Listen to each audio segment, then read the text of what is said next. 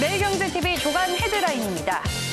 대다수 편의점에서 인건비를 최소화하기 위한 방책으로 풀타임이 아닌 쪼개기 알바만 채용하고 있습니다. GS 홈쇼핑이 성장 신화를 쓰는 과정에서 탁월한 리더십을 발휘한 허태수 GS 홈쇼핑 부회장이 GS 그룹을 이끌어가게 됐습니다. 미국이 브라질, 아르헨티나에 대한 철강, 알루미늄 관세 재개 발표에 이어 프랑스의 디지털세에 대해서도 보복 관세 부과 절차에 착수했습니다. 대만이 중국의 노골적인 반도체 인재 빼가기에 홍역을 앓고 있습니다.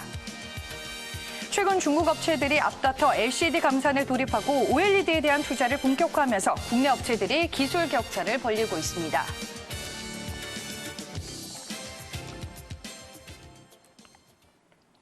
12월 4일 수요일 오늘자 매일경제신문을 미리 만나보는 시간입니다. 매일경제 조간 브리핑, 오늘은 인사이트K의 배종찬 연구소장과 함께하겠습니다. 소장님 안녕하세요.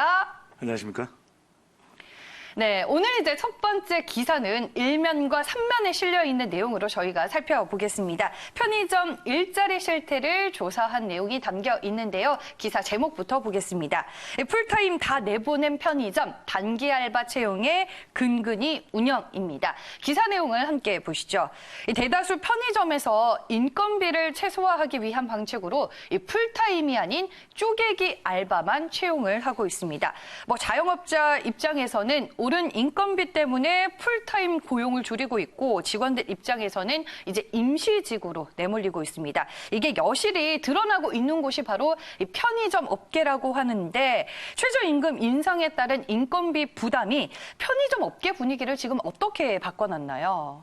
우리 매일경제에서 왜 일면에 나왔을까요? 이제 한 해가 마무리되어 가는데 최저임금 이슈가 또 등장을 한 것이거든요. 네. 그러니까 정부 정책이 얼마나 중요하냐. 우리 조간 브리핑에도 소개를 해드렸지만 데이터 3법이 아직 통과가 안 됐습니다. 국회에서. 도대체 뭘 하고 있는지를 모르겠어요.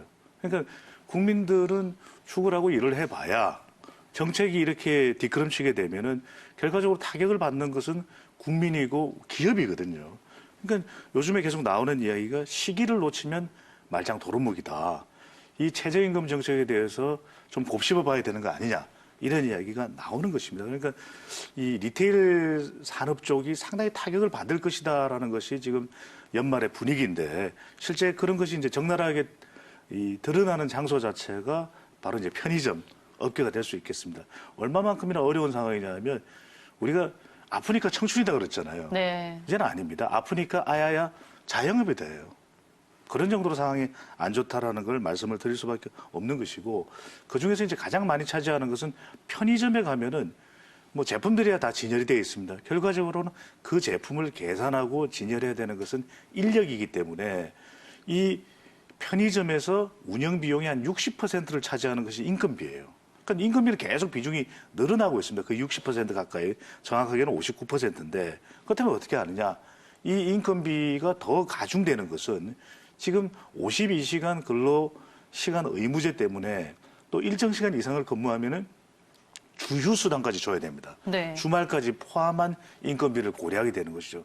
물론 이것 자체가 잘못됐다고 볼 수는 없습니다. 취지는 좋습니다. 하지만 역시 문제는 속도인 거죠. 지금의 시장이 이 속도를 못 쫓아가고 타격을 받고 있는데 계속해서 추진한다?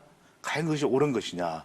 이게 이른바 탁상 행정이 될 수밖에 없다라는 것이 실제적으로 어느 정도냐면 이 편의점 모든 편의점 대부분의 편의점이 이제는 심야 영업 자체를 못하게 되는 상황까지 가는 거거든요. 우리가 편의점 하면은 일반적인 슈퍼보다 더 우리가 편하게 사용할 수 있었던 이용할 수 있었던 이유가 바로 24시간입니다. 맞아요. 언제 가더라도 이용할 수가 있었던 것인데 이런 탓에 점포수가 가장 많은 것이 지금 CU거든요.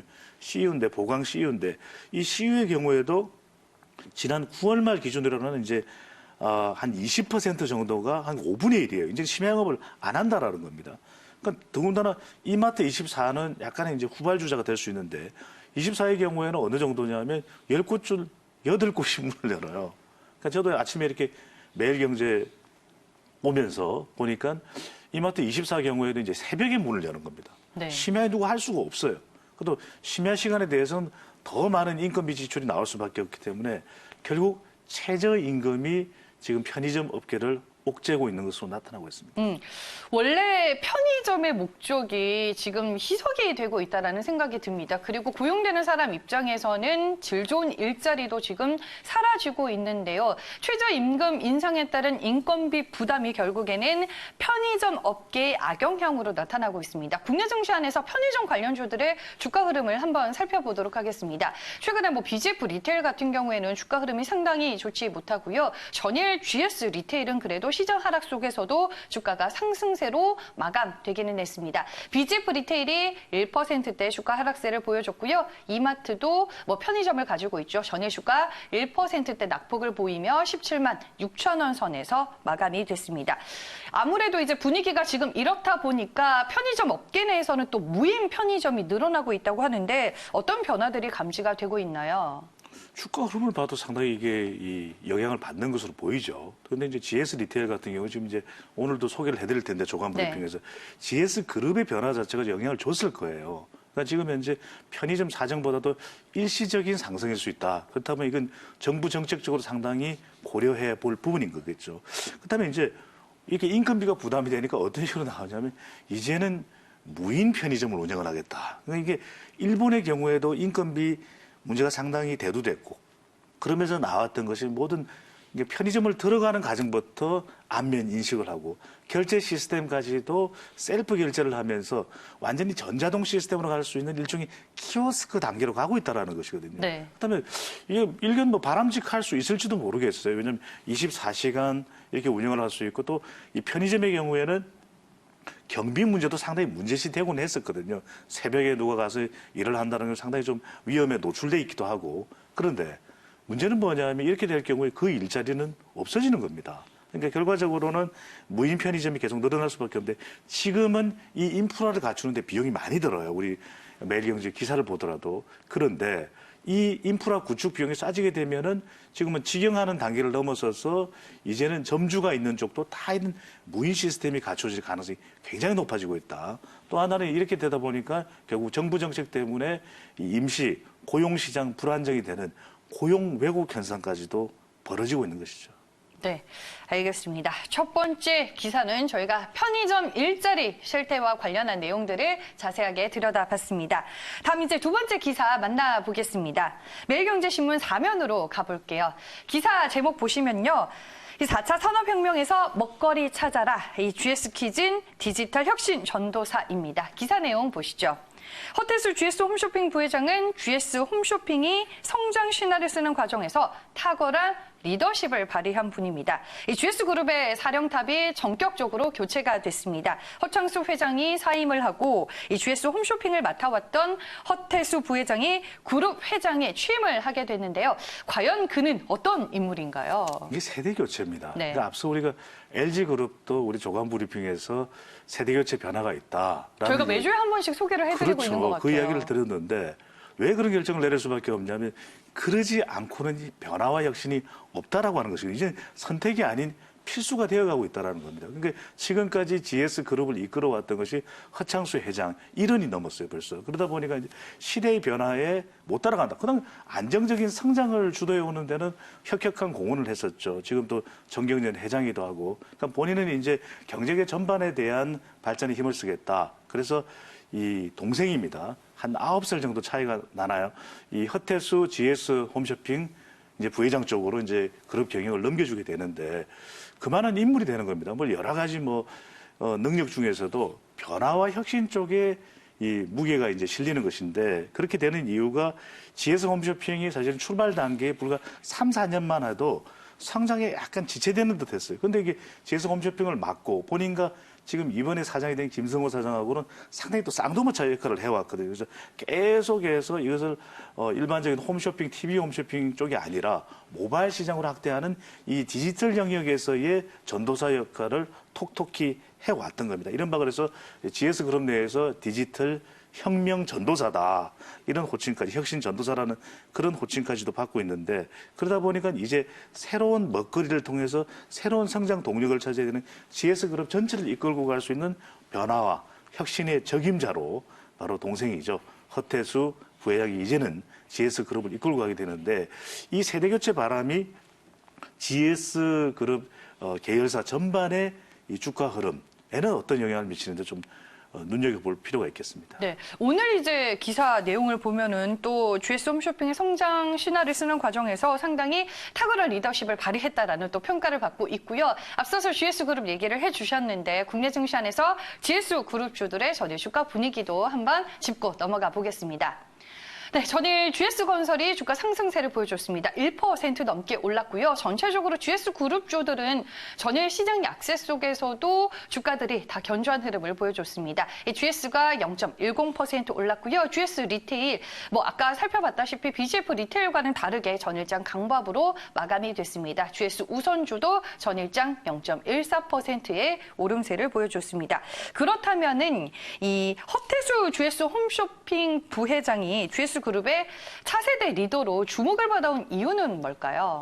앞서 이제 상징적인 의미의 호칭으로서 디지털 혁신 전도사라는 이야기를 한 것이 그냥 전통적인 TV 홈쇼핑을 모바일 영역으로 넓혀 놓은 것이거든요. 바로 이 역할을 했던 것이 본인이 계속해서 30년간 쿵짝을 손발을 맞춰왔던 이제 김성호 사장, 신임 사장과의 그런 혁신, 변화를 이끌어온 것인데 그런 적임자다. 또 그런 능력을 해와서 심지어는 글로벌 센서다. 상당히 또 글로벌 감각이 있어요. 본인 자신이 이제 미국에서 특히 이제 실리콘밸리 주변에서 그런 변화와 혁신을 목격해왔던 경험이 풍부하기 때문에 그렇게 또 해왔던 것인데 한편으로는 우리가 이 GS그룹이 아주 앞으로 변화돼야 되는 이제 고민의 적임자다. 근데 여기에 약간 우리가 주목할 부분이 있는 것이 우리 시청자분들께서 이 홈쇼핑이나 리테일 분야 쪽에서는 상당히 역량을 축적해왔던 허태수 부회장인데 전통적으로 GS 하면 에너지예요. 또 유통이에요. 네. 건설이에요. 근데 이런 부분들까지 본인이 어떻게 이끌어 나가느냐는 좀 지켜볼 필요가 있습니다.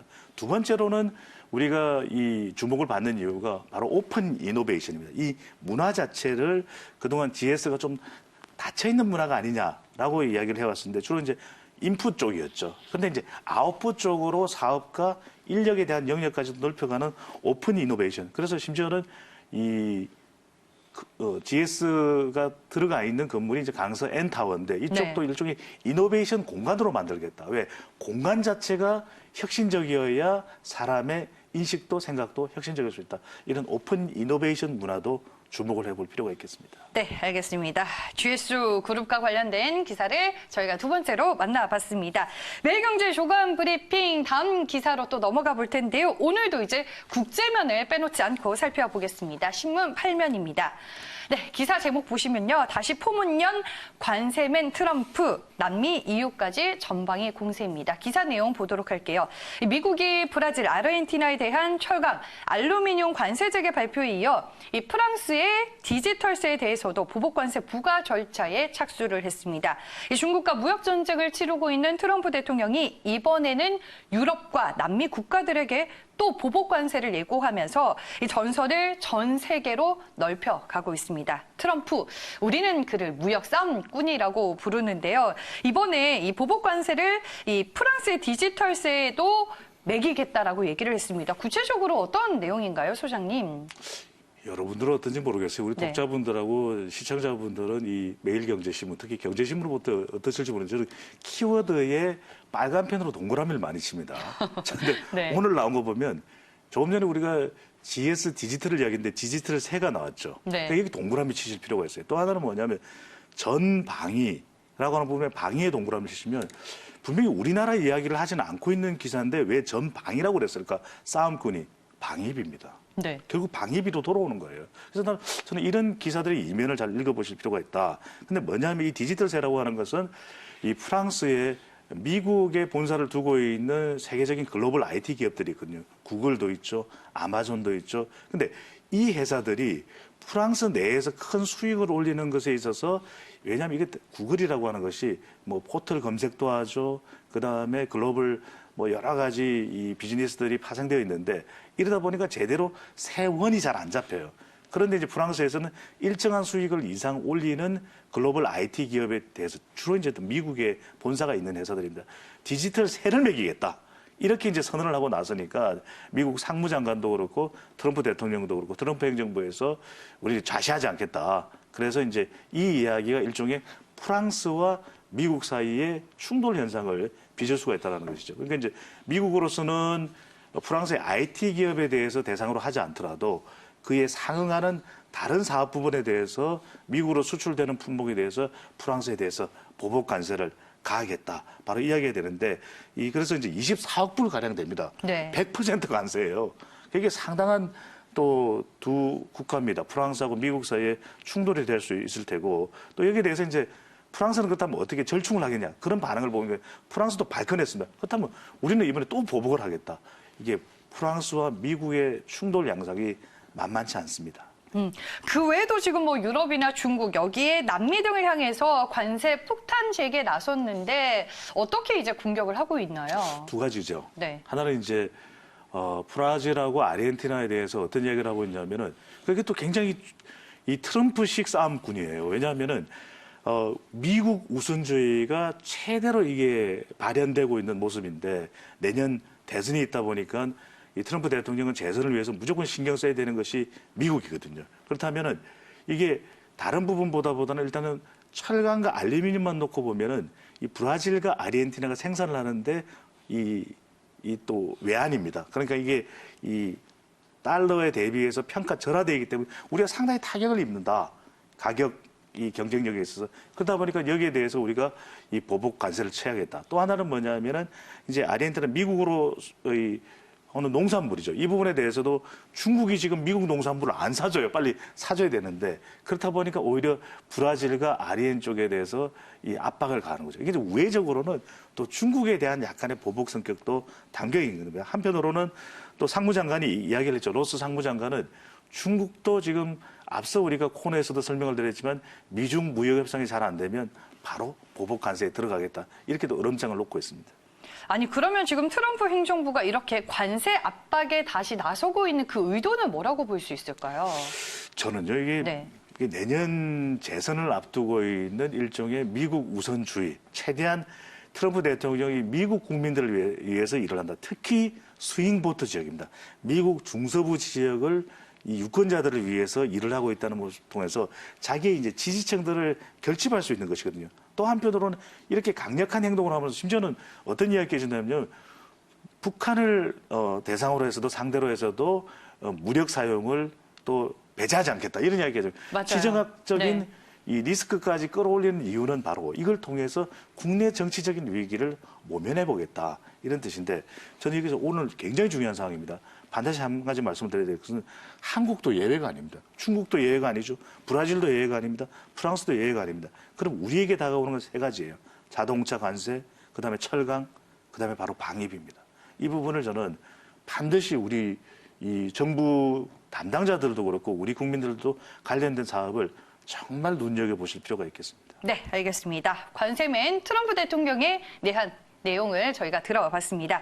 매일경제 조간브리핑 다음 기사 보겠습니다. 오늘자 매일경제신문 10면에 실려 있는 기사입니다. 네, 기사 제목은요. 폭주하는 중국 반도체 굴기, 대만 기술 인재 3,000명 싹쓸이입니다. 기사 내용을 자세하게 들여다보면요. 이 대만이 중국의 노골적인 반도체 인재 빼가기에 홍역을 앓고 있다고 합니다. 이 중국의 반도체 굴기를 천명한 이후로 대만으로부터 끌어들인 반도체 인재가 지금 상당한데 자금력을 무기로 앞으로도 대만에서의 인재 획득을 가속화할 것으로 보입니다. 중국이 대만 반도체 인재들을 빼내가고 있다고 하는데 어떤 상황인가요? 오늘 우리 주간 브리핑 내용에 중요한 게 너무 많아요. 그러니까 네. 우리가 반도체가 좀 내년 전망도 괜찮을 것 같은데 자꾸 걱정을 하게 되는 이유가 바로 이 중국발 리스크입니다. 그러니까 이게 미국이 계속 견제를 해오니까 중국의 첨단 기술에 대해서 특히 대표적인 것이 화웨이잖아요. 그러다 보니까 이제는 중국이 자체 기술을 확보하겠다. 그렇다면 그 자체 기술을 이끌어 나갈 수 있는 인력이 필요한 겁니다. 그 인력을 어디서 데리고 오느냐 가장 만만해 보이는 것이 바로 대만인 거죠. 그래서 세계 1위 파운드리 이 인프라스트럭처를 가지고 있는 것이 이 환경을 가지고 있는 것이 바로 대만입니다. 그러다 보니까 대만에서 계속해서 인재를 빼가고 있는 그런 상황인데 대만의 대표적인 사실 대만을 먹여 살리고 있는 기업 중에 하나라고 볼 수 있는 게 TSMC인데 거의 지금까지 누적해서 한 3,000명 이상의 인재를 빼갔다. 이게 한두 명도 아니고 3,000명이에요. 그래서 네. 지금 이야기가 나오는 것이 과연 이것이 어떤 식으로 우리 반도체 산업에도 영향을 줄까 이런 고민이 시작되고 있습니다. 아니 뭐 어떻게 보면 중국 입장에서는 지금 반도체에 목을 맬 수밖에 없을 것 같은데 반도체를 핵심 산업으로 꼽고 이렇게 주력하는 이유는 뭐라고 볼 수 있을까요? 그러면 대표적인 것이 이게 첨단 네. 기술 산업이잖아요. 그렇다면 전통적인 산업 영역에서 미국을 앞서갈 수는 어렵습니다. 제가 네. 중국의 사중전에 이야기를 드렸습니다만은 좀 어느 정도 체계를 갖춘 국가가 되고 그다음에 한 2049년이 되면은 완전히 중국이 대륙 굴기예요. 중국이 미국을 앞설 정도의 G1 국가가 되기 위해서는 바로 핵심 첨단 기술인 반도체를 통해서 4차 산업혁명을 성공시키고 중국이 세계 1위 국가로 나가겠다. 이게 시진핑을 비롯한 중국 공산당 지도부의 목표고 계획입니다. 이러다 보니까 이 첨단 산업 쪽에 집중할 수밖에 없다는 것이고 중국 정부 자체가 국영으로 지금 반도체 기업을 육성하고 있어요. 그럴 정도로 중국으로서는 온 전력을 다하고 있고 한 2030년쯤 되면 우리가 선두에 오르겠다.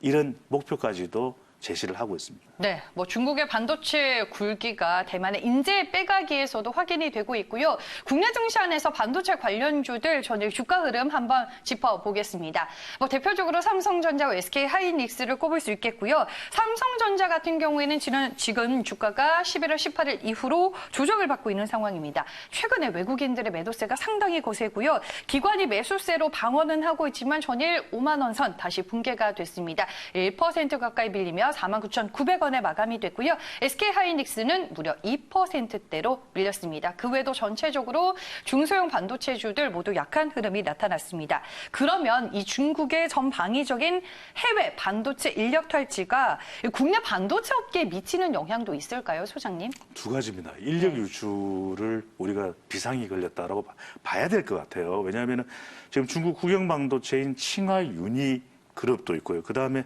상하이에 근거를 두고 있는 또 이 반도체 기업에서 인력들을 상당히 빼가고 있는데 물론 우리 자존심도 있고 애국심도 있죠. 하지만 결과적으로는 상당한 고액 연봉을 제시하면 영향을 받을 수밖에 없다라는 것이고 또 하나 더 환경적 요인은 만약에 이렇게 되게 되면은 이 천문학적인 투자를 하게 되고 공급 과잉이 될 겁니다. 그렇다면 이 반도체 시장 자체도 상당히 교란될 수밖에 없다라는 거. 우리가 인재 유출 언제 봤나요? 조선업 때 봤잖아요. 네. 바로 그 부분을 당장 지금부터 경계를 해야 되겠습니다. 네, 알겠습니다. 반도체에서 폭주하고 있는 중국에 대한 얘기 저희가 나눠봤습니다. 마지막 기사 보겠습니다. 12월 4일 수요일 오늘자 매일경제신문 19면입니다. 기사 제목은요. OLED도 따라붙는 중국, 삼성, LG 기술 격차 더 벌린다입니다. 이번에도 중국 얘기인데요. 기사 내용 함께 보시죠. 최근에 중국 업체들이 앞다퉈 LCD 감산에 돌입하고 OLED에 대한 투자를 본격화하고 있습니다. 중국이 어떤 행보를 보이고 있나요? 이거는 다른 요일에 이제 소개를 네. 해드렸던 적도 있는데 앞다퉈 LCD 감산에 들어간 이유가 본인들이 원인을 제공했어요. 워낙 저가 공세로 대량 공급을 하다 보니까 본인들이 자충수에 빠진 겁니다. 그러니까 이제 감산에 들어간다라고 하는 것이고 그다음에 또 하나는 이들이 그러면 어디 쪽에 투자를 하느냐 그 부가가치죠. OLED 쪽에 더 기술 투자를 많이 하고 있는 대목이기 때문에 우리 디스플레이 기업에는 삼성전자도 있고 LG 디스플레이도 있죠. 상당히 영향을 받을 것으로 보입니다. 네. OLED 관련주들의 시장에서 그러면 한번 짚어보도록 하겠습니다. 전일 주가 분위기 체크를 해볼게요. 뭐 대표적인 종목이라고 하면 LG 디스플레이가 있습니다. 최근에 주가 그래도 바닥을 다진 모습이고요. 전일 시장 하락 속에서도 강보합권에서 마감이 됐습니다. LG 디스플레이가 0.33% 올라서 끝이 났고요. 덕산 네오룩스는 1%대 오름세를 기록했습니다. 그렇다면은 이 중국의 이와 같은 행보 속에서 국내 디스플레이 업체들은 어떻게 사업을 재편해 나가고 있나요? LED라고 하는 용어에 또 동그라미를 좀 치셔야 될 것 같아요. 네. 지금 삼성전자는 투 트랙입니다. 하나는 이제 QLED가 있고 또 하나는 이제 이 마이크로 LED가 있는데 마이크로 LED는 자체 발광을 하는 겁니다. 근데 QLED는 많이 들어보셨을 거예요. 근데 이게 약간 좀 주목을 하실 필요 있죠. 이제 기술적인 분야는 다른 자료도 좀 참고를 하실 필요가 있는데 퀀텀 닷입니다. 근데 사실 OLED 쪽으로 가야 되느냐, QLED 쪽으로 가야 되느냐는 아직 시장에서 결정은 안 났습니다. 그런데 마이크로 LED만큼은 삼성이 기술 1위거든요. 그래서 무엇보다도 앞으로 이 삼성전자의 디스플레이 분야 발전을 보실 때 이 퀀텀 닷보다는 이 뭐 개인적인 소견이긴 합니다만은 이 마이크로 LED 쪽을 더 많이 봐달라고 하는 거죠. 그다음에 여러 가지 이게 상황이 안 좋았던 사업 여건이 지금 최근 들어 안 좋은 것이 LG 디스플레이인데 LG 디스플레이 돌파구는 역시 차량용에 구부러질 수도 있고 롤러블이라는 이야기를 하고 있죠. 바로 이 폴레드입니다. 이 POLED인데 이 폴레드가 첨단 기술이기 때문에 이 분야 쪽에 LG 디스플레이가 얼마나 성과를 내느냐 이 부분을 주목해 보시면 되겠습니다. 네, 알겠습니다. 5번째 기사도 저희가 핵심 포인트들 짚어봤습니다. 매일경제 조간브리핑 오늘은 여기까지고요. 오늘 이 시간에는 인사이트K의 배종찬 연구소장과 함께했습니다. 오늘 말씀 잘 들었습니다. 감사합니다.